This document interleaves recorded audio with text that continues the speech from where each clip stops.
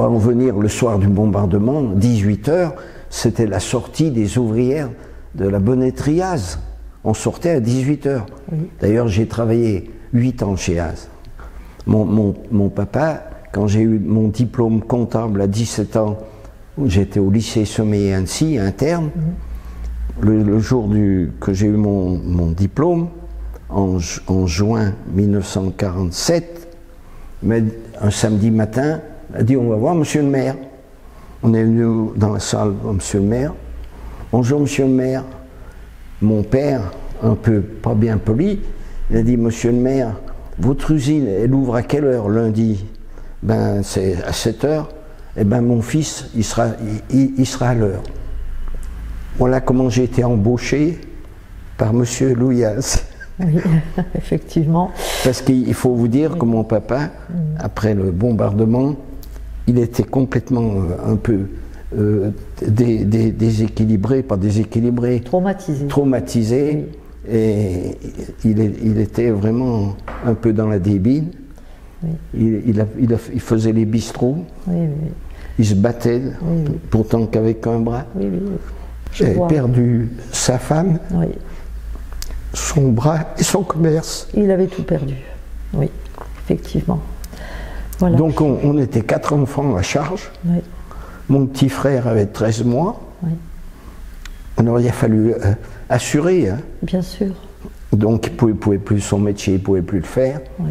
Après, quand il a fallu retourner au Bessot à la maison, mon père nous avait fait une réunion de famille. Et puis il a commencé par mon frère Paul, qui avait 18 ans. Il a dit: toi, tu pars à Paris. Il avait un diplôme d'électromécanicien radio. Tu pars à Paris chez ma tante. On avait ma tante, la sœur de mon papa, qui était à Paris. Et tu rentreras chez Philips. Il lui donnait l'ordre, parce qu'il n'y avait pas de travail à Thônes juste après la guerre. Oui. Donc mon frère Paul est parti à Paris. Il a fait toute sa vie là-bas à Paris. Bien sûr. Oui. Et puis ma sœur Germaine, qui avait 17 ans, ben toi tu vas t'occuper du petit frère. C'est elle qui s'est occupée de nous. Et puis il n'y avait plus d'argent, alors elle faisait de la couture. Oui. Et puis il y avait une dame, Madame L, qui était très gentille, qui lui apportait du travail à faire. Oui, oui. Mais finalement c'était par charité. Oui, bien sûr.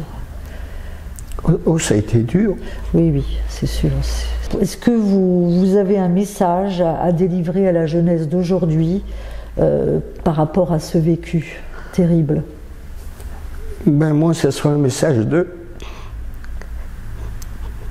paix. Voilà. Quand je vois tous les événements qui se passent aujourd'hui, oui. la violence, oui. Alors que les enfants sont quand même plus gâtés que nous. Oui. Il y a des fois, j'y comprends. Je comprends.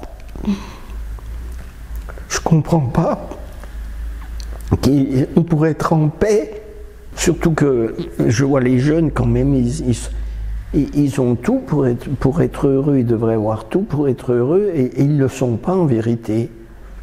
Moi, je prends le bus, je vois ces jeunes qui sont branchés sur leur smartphone, ils ne se causent même pas entre eux, il n'y a pas de contact. Ils se contactent par leur téléphone. Alors que nous, on se réunissait les jeunes, l'ambiance des chœurs vaillants, c'était formidable. Oui.